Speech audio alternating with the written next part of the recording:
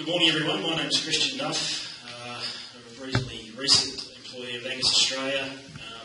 Strategic Projects Manager is my title.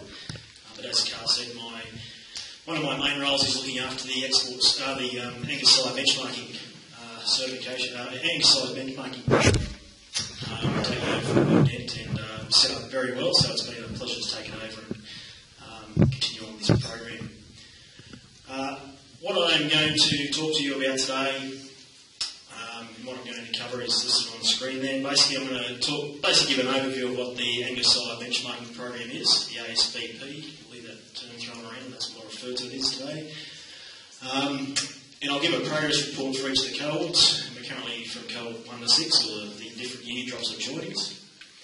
And I'm also going to give you some of the latest results, finishing with a report which we've recently developed, which we'll give to you today for each of the cohorts from 1 to 4 that we've got results for.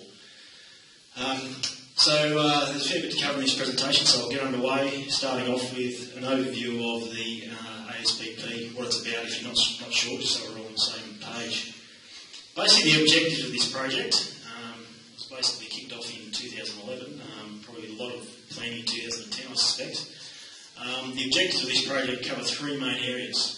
The first thing is to generate progeny test data on modern Australian Angus bulls, particularly for hard to measure traits such as net feed intake, abattoir carcass data, female reproduction, structure, those sorts of things that it's good to have a progeny test in place before we get that data. So that's one of the main objectives. The second thing is to generate data for the refinement and validation of the breed plan. Angus breed plan, that's important, that's our main genetic evaluation we utilise, so it's good to start feeds into that and can also use to validate and refine.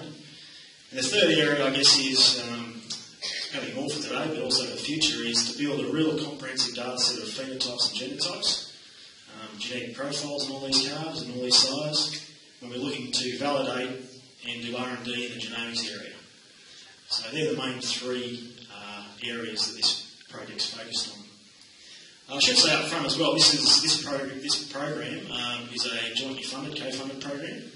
So we've got obviously Angus Australia as a main co-funder, but also we leverage that funding up with Meat and Livestock Australia through their MLA donor company, which I won't go into. But basically there's co-funding there. We also have a range of supporters of this program, such as Bayer up the back, who assist with our joining programs, our fixed time AI programs, and the cooperative herds we have involved, the John D. Abattoir, Rangers, Valley Feedlot, so on and so forth. So there's a lot of people involved in this particular program, and obviously the members who provide the bulls to come in. So they're the overall objectives. This just gives you a flow of what happens in our program and where the animals go. So basically, we start off with our cooperator herds.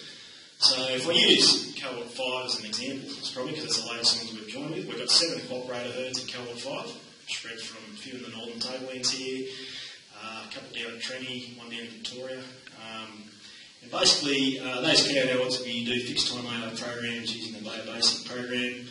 And they breed our calves based on the size that are nominated and have come into the program for the year. We normally average around 40 sires per cohort, but it varies, and I'll talk a bit more about it later on. In the cow herds, obviously a lot of the recording on those calves once they hit the ground is done. So we've got the calving traits, calving ease traits, we've got the weaning traits, the DNA collection on weaners through our bloods.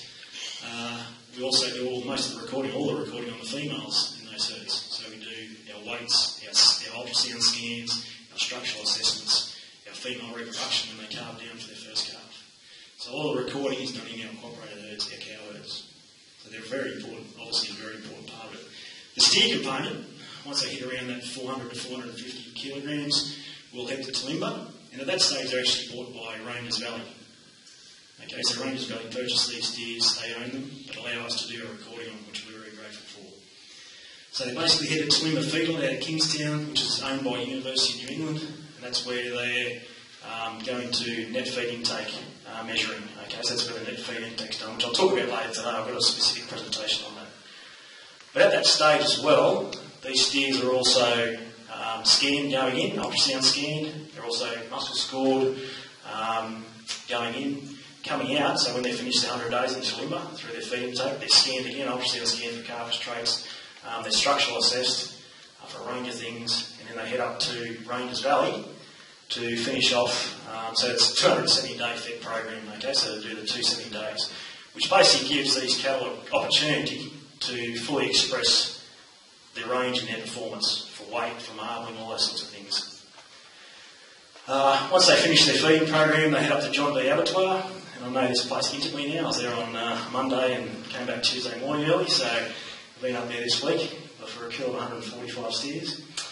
And at that stage, it's where we obviously kill the animals, we do a grade, MSC grading, the Ranges Valley do their grading as well, and we take meat samples. As you can see here, we take a loin sample as well, and this is just the body number we tag it with, so that's body number 31. We write that back to the animal, of course.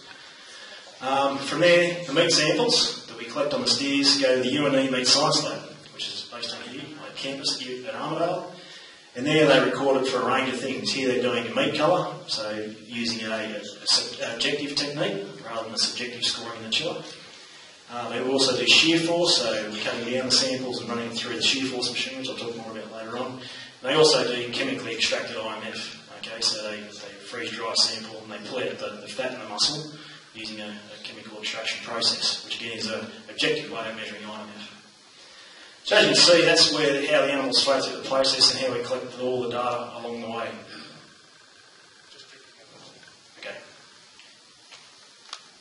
Okay, so that's where we're up to. Sorry, you might have to squint a little bit to see this, but I'll talk you through it. This slide's really just showing you where we're up to with our particular cohorts in the Sire Benchmarking Program. So as you can see here, cohort 1, the joining started right back in 2010, cow was born in 2011, through to the data basically being collected on the abattoir, females, etc. in 2013. So that data collection process is finished. Cohort 2, cohort 3, cohort 4, so on and so forth. So basically what we're up to at the moment is we've collected all the data on cohort 1, we've basically done the joinings, and there's obviously a lag with where these ones are coming through. Cohort 5, we've done the joinings and we'll be waiting for carbons later in the year. Cohort 6, we're just planning for the joinings with sign nominations. So if you look all the way through, you can see where it's up to, so it's a pretty large project. So what we're aiming for across those 6 cohorts, we're actually looking to include at least 240 bulls, and we're on track to do that, to produce 3,000 steers and 3,000 heifers, and we're on track to do that as well. So again, it's a fairly large project. Putting that up there doesn't mean we're going to stop at cohort 6. We might continue on, but there's obviously needs to be a lot of discussions with Angus Australia, within Angus Australia, with the funders and so on. But hopefully with the success of the program, we can continue on. Okay, let's just go through each of the cohorts in a bit more detail. I won't spend a lot of time on cohort 1 because it's complete. It's been completed for a while, back in end of 2013, start of 2014. As you can see there by the timelines, it's just a cut down what I've provided already. In that particular cohort, we joined, had 35 bulls enter, Angus bulls, and joined 1,600 cows across 5 cooperated herds. We use the Bay of Bosink fixed time AI program. If you're interested to know more about that, you can talk to me, but also talk to Steve Highlands up the back from Bayer. And we've got a 57% conception rate. So basically we just do a one-hit fixed time AI program. Okay? Because we're using basically commercial cooperated herds, we don't want them having to bring in cattle regularly for a second, third, fourth round or whatever we want to do. So it's basically just a one-hit program in the fixed time AI. And we basically budget on getting 50% conception. Okay? If we get above it, that's great, and we hope to get closer to 60% in this program. But that's what we budget on, about 50%. In this group, we produced about 900 progeny. Obviously, you're approximately half males and half females.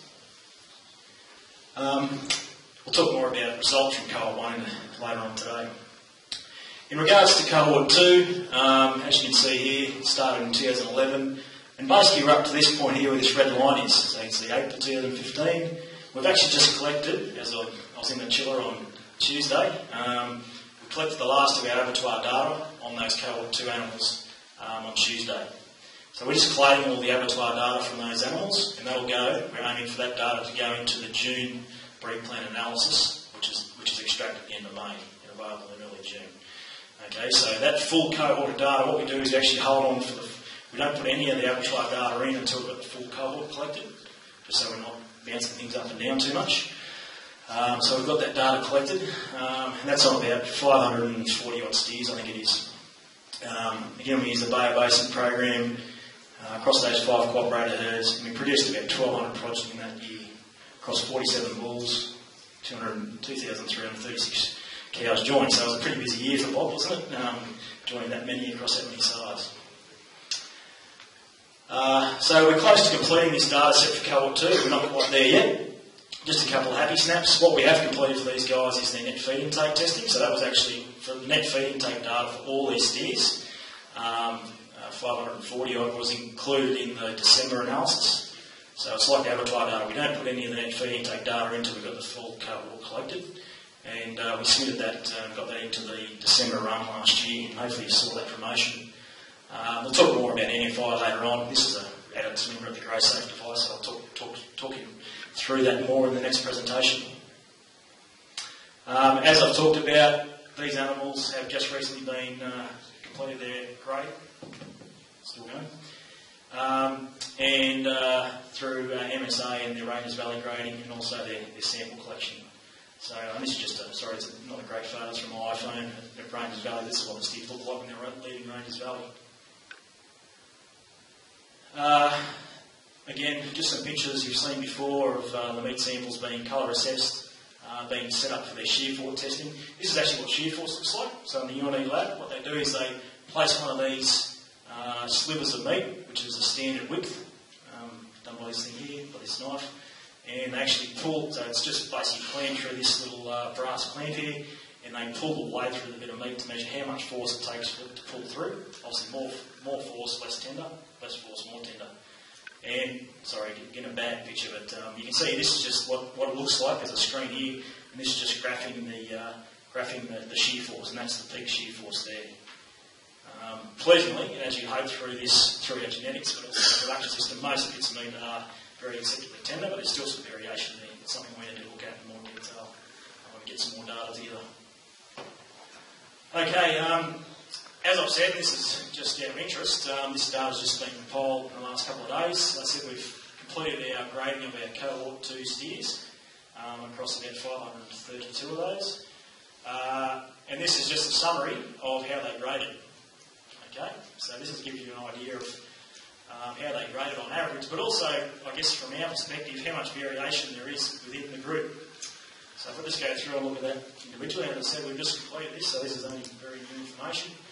Cohort 2 steers, basically if you look at live weights coming out of Ranges Valley, there was 527 weighed. They averaged 832 kilograms. The top animal was over a tonne. I think there was 2 or 3 over a tonne in the whole lot. The last animal was 644 kilograms. Very few are in that 650, but there's a couple. So as you can see, they're pretty big animals, aren't they? There's no doubt about that. That's the production system. It gives us our full variation we expect. If you looked at compared it to the hot standard carcass weight, you can see the average carcass weight was 471 kilograms, ranging from a very heavy carcass of 568 down to 360. Okay, so again, lots of variation there, but on average they're pretty heavy carcasses as you'd expect. If you see a discrepancy here, I can explain that. What happens is sometimes when they go to weigh animals out, some of them are a bit big to go into the crush ranges. They're not necessarily the biggest animals, but some animals might be a little bit below something. So there's 5 or 5 odd animals they couldn't actually weigh on exit. That's just a practicality, I guess. But they get the vast majority. Dressing percentage, you can see we're averaging 56, nearly 57%, ranging from 60 down to 52. P8, we're averaging, this is on the killful, so hot P8, when just after the animal's been killed, averaging 23 mils, ranging from 43 to 10. Osmeat marble score, this is actually done by the Ranges Valley grader, Steve Porter. We're averaging just over a marble score 3, but ranging from a marble score of 7 down to 2. Ossification, which is physiological ageing, Jessica's here today to probably explain this much better than me. It's a better way of ageing than, say, teeth. We get good range there as well. We're averaging 160. MSA marbling, which is just a different level of marble score, which is equivalent to USDA marble score, I think. Jess, is that right? Yep. So basically it ranges from basically 0 up to 1100, I think. Is that right? Yep. She's nodding head. That's nice. As you can see here, the maximum we got was 1030 down to 160. So we've got some good ranges there as well in marble score. Rib fat, so this is cold rib fat done by the MSC graders in the chiller the day after they've been killed. Averaging 17 mils, the range of 34 to 2. Now one thing I haven't done in this data set is some of the animals, when they go through the kill floor, they might have been whizzed across the line when we do the measurement. And we note that down if that's the case, and we'll remove that from the analysis data set, but I haven't removed it from just these averages, okay? So it's just something that we have to keep in mind. It doesn't have to be many animals, but I suspect that animal, the 2 miller, is one of those. Angus Australia, averaging nearly 89 square centimetres, maximum 116 down to 67. In MSA index, I won't go and explain that because I should have Jess in the presentation to talk to you about that. You'll know all about it after just before morning tea. But what it is we're averaging very high, 65 on average. So these national averages in the top 1% from June last year, so a little bit out of date. But basically what it's saying is the national average for MSA grading, for the MSA index for eating quality, when you take into account a range of things like ossification and marbling and weight, so on and so forth. The national average is about 56, 57. The top 1% was 66 of our animals, of the nation. And you can see our animals through our genetics and plus the production system averaging the top 1%. Okay, so on an eating quality perspective, they're very high. But that shouldn't be surprised given the production system and genetics. But I suppose from our perspective, we've still got a variation around it, don't we? So we've got some higher ones and some lower ones that we can work with on a variation perspective. Okay, hopefully that's of interest to you. That's very recent information and it just shows you where we're heading with it. As I said, that data, that kill data, will be going into the June analysis. We can't put it in for this run, this monthly run, which will be the May analysis, because we have to wait for the IMF data to come back from the UNE Meat Science Lab. That will take 2 or 3 weeks. Okay, so that's why it's going in the next run. Okay, let's move on to another cohort, cohort 3. We're up to this point in time, so we basically have most of our cohort 3 animals either finished off the NFI test or they're just getting NFI tested. Okay, so that's where their situation on the steer perspective. From a heifer perspective, they've been joined and they'll calve in the spring. Okay, so we'll get that data as well by the end of the year. We joined 40 bulls to 2,306 cows, 5 operator herds using Bay Basin. Got a high conception rate this year. Produced approximately 1,300 progeny. As I said, most of these steers have been through Talimba, the first 3 mobs. The last 2 mobs are currently in Talimba getting net feed intake tested. So that data should be available, like I've got here. These are the different cooperator herds for this cohort: Mayola, Gilmore's, Glenroy, Ardrossan and Yarralee. This is the number of steers that have come into Talimba, totaling 600. The date they were inducted into Talimba, the date they have or will go to Ranges Valley. Obviously these first 3 have gone to Ranges Valley already and finished their net feed intake testing. These 2 mobs, this is their estimated date they'll go to Ranges Valley, which will be pretty close. And this is estimated when they'll be killed out at the end of Ranges Valley. Okay, so basically by the July, probably the August run, we should have the net feed intake data in for this cohort. It's submitted for genetic evaluation. And the kill, we should have finished by the end of the year and hopefully have that data in, if it's not by the December run, by the January run. Okay, so this cohort's a bit more forward than the cohort 2, which is means we can get the data back to you quicker, which is nice. Okay, cohort 4, to move on. Basically, as you can see here, up to this point in time, we've weaned the cohort 4 calves. There was a smaller cohort, 21 bulls across 1,200 odd cows to produce 600 progeny, 3 cooperator herds. And this is just a picture of some of the weaners that were at one of our cooperators at Burundai out of Barraba. They're pretty good, and I assume hopefully they've got some rain out there and they want some nice oats at the moment. But who knows, they had some grasshoppers went through there the other day, so hopefully they get affected. But they look pretty good when they wean. This is just a picture of one of our helping hands, the butcher, taking some blood out of the jugular vein for our high quality DNA. Okay, so we actually take a vial, 10 mils of blood to extract DNA from, and also have a lot of DNA available for research. That's why we take a volume. I should thank Brad Hine, who's speaking later today. He actually taught primarily Nick and myself a little bit how to do it, so hopefully next year we can just repeat ourselves, I guess. Thanks, Brad. Cohort 5, let's see what we're up to. We've basically done our joining for Cohort 5 and finished off our prep testing for Cohort 5. Okay, so it was a big cohort again. We had 56 bulls plus 3 link bulls, so it is 49 across 2,634 cows. So it was a BH joining on cow numbers. Our conception rate was above 50%, just on 51%. That was a sort of a function of the sign of the times. We had quite a few northern cooperator herds, and it was pretty tough through joining this year until it rained to be late. So we still got above our 50% though, which was nice. We've expanded our cooperator herds too, so we've got 7 cooperators, and that now includes 2 research stations. So Glenelg Research Station and Training Research Station have come in as cooperators as well. And that hopefully will lead on to some additional research we can do, because they obviously hopefully have resources and the ability to do some additional things for themselves, but hopefully for us as well. So we estimate we should have around 1,300 progeny from this particular cohort. Okay, so we've got some good numbers to work with. Cohort 6, we haven't joined yet. That'll be done in starting late September, early October. But we've currently got, so we've done some sire nomination promotion. Hopefully, if you remember, you've seen that. Someone did, because we've currently got 21 bulls nominated. Not all those bulls go in, of course, because they've got to jump through a few hoops, like semen quality and health checks and all those sorts of things. But hopefully most of them go in. That was promoted in early March.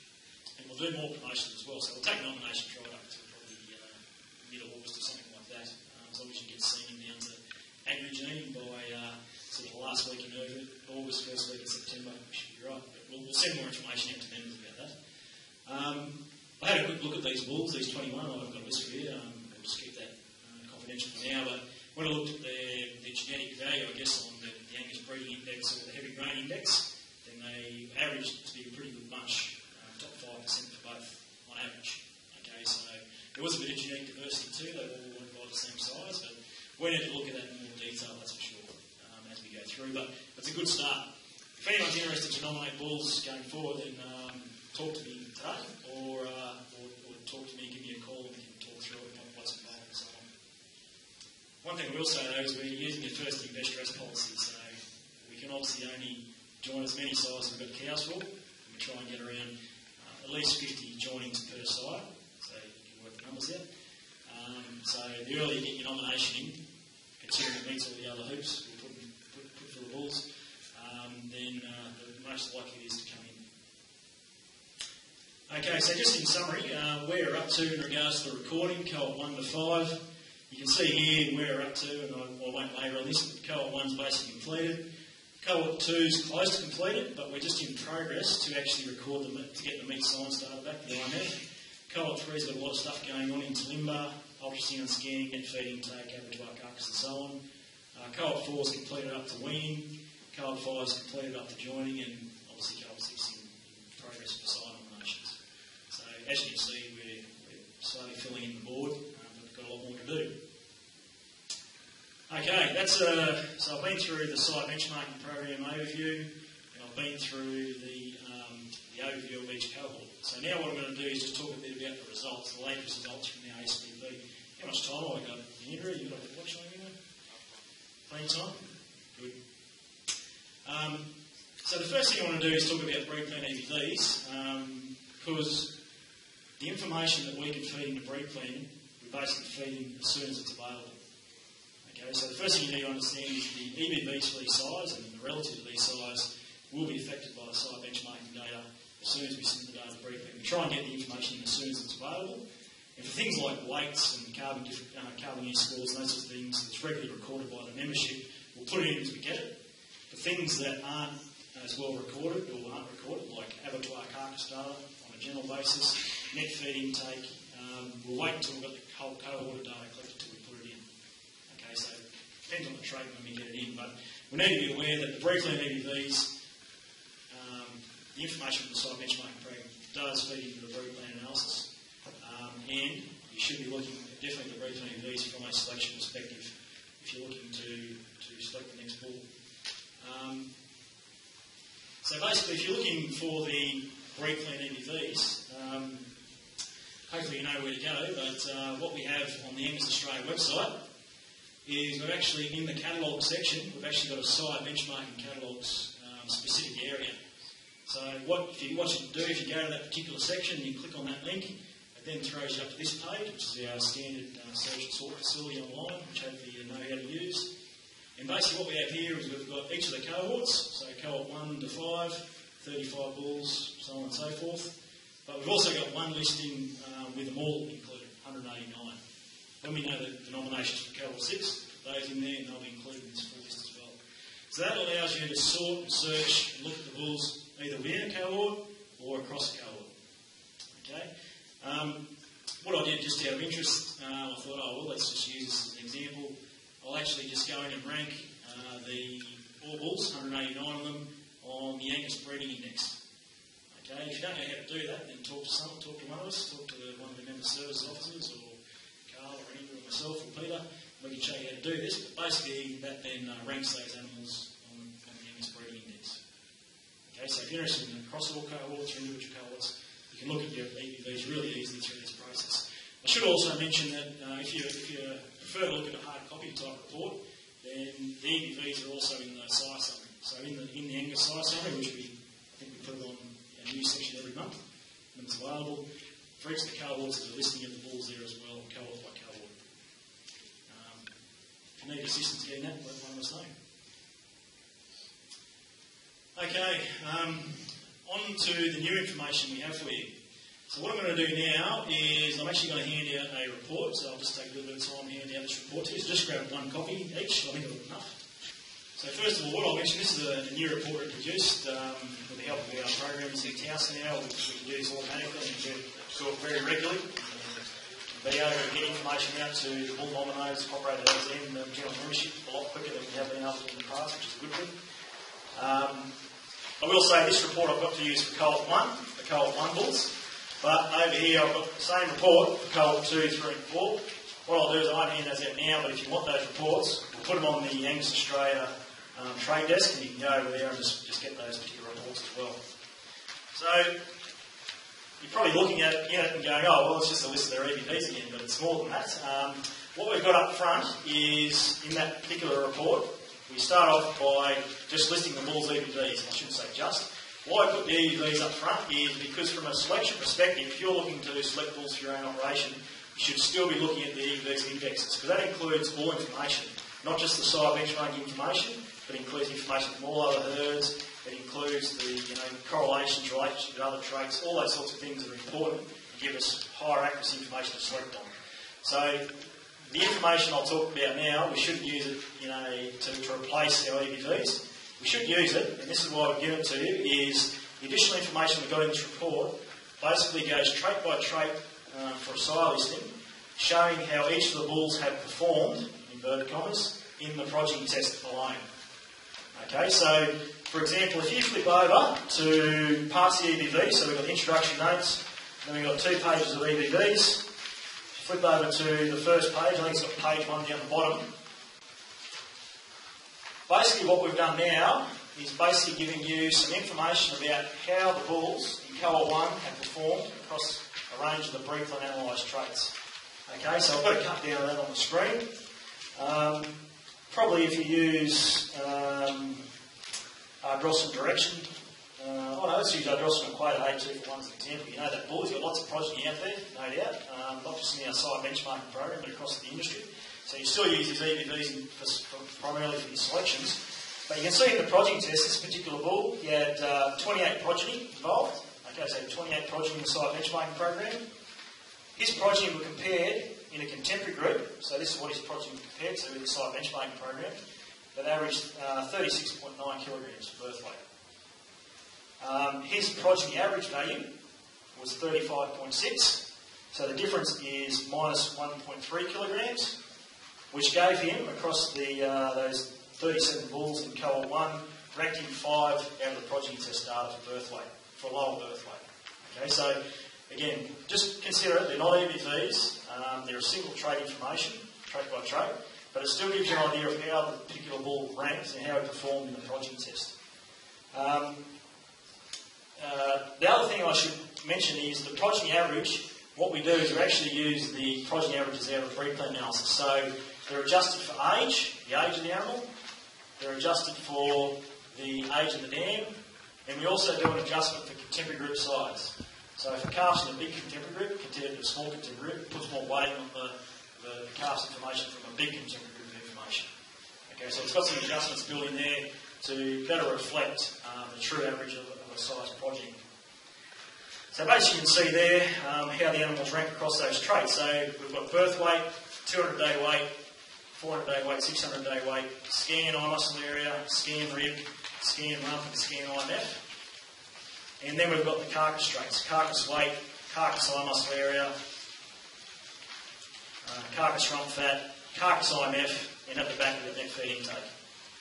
So you'll see obviously the number of progeny sort of tail off the further we go on the report, mainly because we can obviously get birth performance on males and female progeny, but from an abattoir perspective, the carcass data, we're doing it on steers. Okay, and a few animals drop out of the system with the steers along the way as well.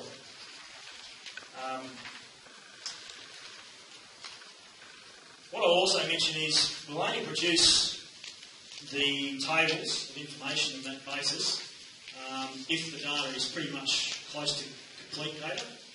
So if you get a chance to look at these other reports, cohort 4, we've only got a listing for birth weight, 200-day weight, because that's what data that's been collected on them. If you look at cohort 2, we don't have any abattoir carcass data rankings in there yet, because we haven't put it into the breed plan analysis yet.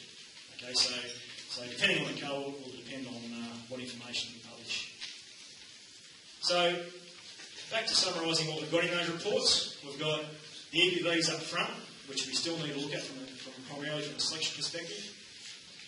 In the back, we've then got how the bull's progeny have performed in the progeny test.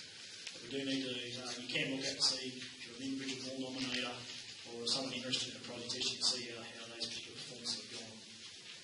You should, I guess, the reason we put the progeny number in there is you should look at that, because there could be some circumstances that there is, depending on how the bulls have joined, some bulls have had lower conceptions than others, therefore they might have lower number of progeny nominated. So I guess it's a pseudo-type accuracy value, if you look at that way, that you can use in some sort of interpretation.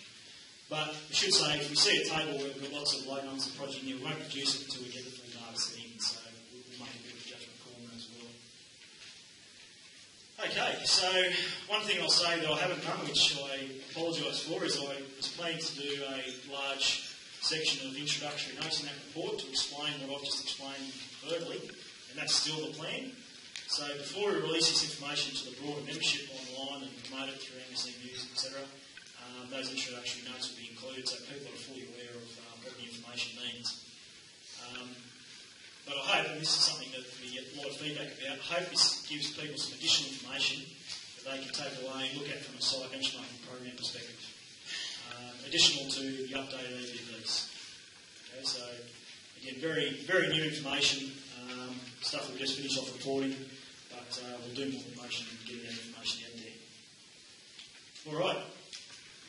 Again, I'll put the reports for the other cohorts up on the table, so you can get those as well. So if you're interested in those other cohorts, particularly if you remember and you've got a sire in them, you'll see those.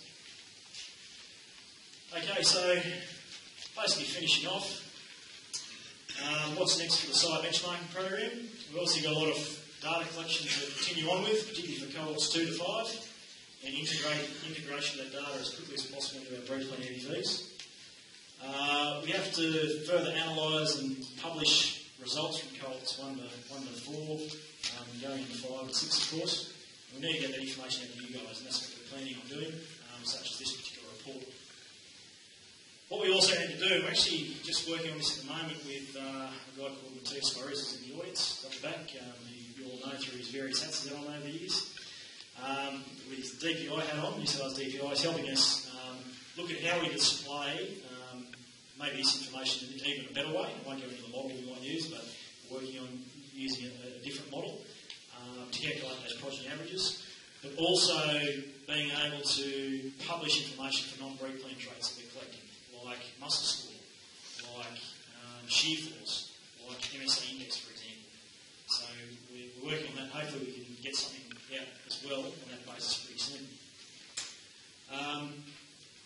obviously, one of the main things we're doing is planning for our cohort 6 joinings. So again, I would encourage anyone who's interested to nominate bulls. And again, I'd still encourage you to nominate, even if you're not quite sure, but it would be good to get your expression of interest in any way about the bull nominations, so we can have them on the list and then we can follow up with you. So if you're keen to get a bull in cohort 6, then definitely talk to us as soon as possible.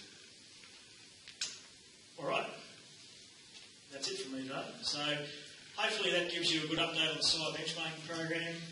Some of the ways the newest results are going to be released and have been released to you today to give you some additional information. And again, I'll be around for the rest of the day. I've got another presentation to do, so feel free to talk to me anytime about the Sire Benchmarking Program. Thank you.